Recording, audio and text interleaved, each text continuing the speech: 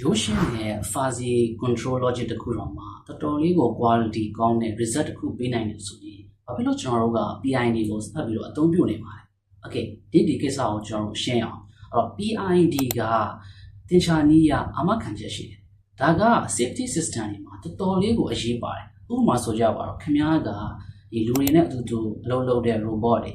ဖန်တီးတဲ့အခါမျိုး civil ဆိုင်ရာပစ္စည်းတွေကိုတီထွင်ဖန်တီးတဲ့အခါမျိုးအောင်မဟုတ်ရင် aircraft လိုဟာမျိုးတွေမှာအသုံးပြုမယ်ဆိုရင် safety system ကတော်တော်လေးကိုအရေးပါတယ် PID ကအမခံချက် theory base ဖြစ်တဲ့ပုံမှာအမခံချက်ပေးနိုင်တယ် fuzzy မှာကျတော့ safety အတွက်အမခံချက်သင်္ချာနည်းမပေးနိုင်ဘူးဘာလို့လဲဆိုတော့ तू က equation base မဟုတ်တဲ့ပုံမှာသင်္ချာနည်းအမခံချက်ပေးဖို့တော်တော်လေးခက်တယ်နောက်တစ်ချက်ကစက်ရုံအလုံးယုံတွေမှာ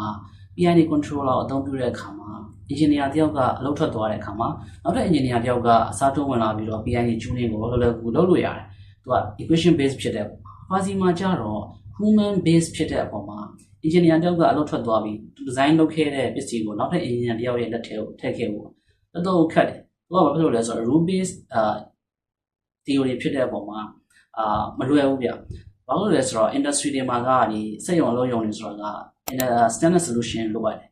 နောက်တစ်ချက်က PID က high speed control system တွေမှာတော်တော်လေးကိုမြန်တယ်ဗျဥပမာအဖြစ် drone တွေ rocket တွေမှာဆိုရင်ဒီ millisecond နဲ့တော့မဟုတ်ပဲ microsecond နဲ့တော့မှသူကတိတိကျကျနဲ့မြန်ဆန်တွက်ထုတ်ပေးတယ်ဒါကတော်တော်လေးကိုမြန်ပြီးတော့ကောင်းတဲ့calculation တစ်ခုပဲ fuzzy မှာကျတော့ defuzzification လုပ်ရတာတွေဒီ rule evaluation လုပ်ရတာတွေနဲ့အဆင့်ဆင့်ဖြစ်နေတော့သူက PID လောက်မမြန်ဘူးဒါကြောင့်ပဲ PID က fuzzy ကိုကြော်ပြီးတော့လူတွေရဲ့ရွေးချယ်စရာတစ်ခုဖြစ်လာ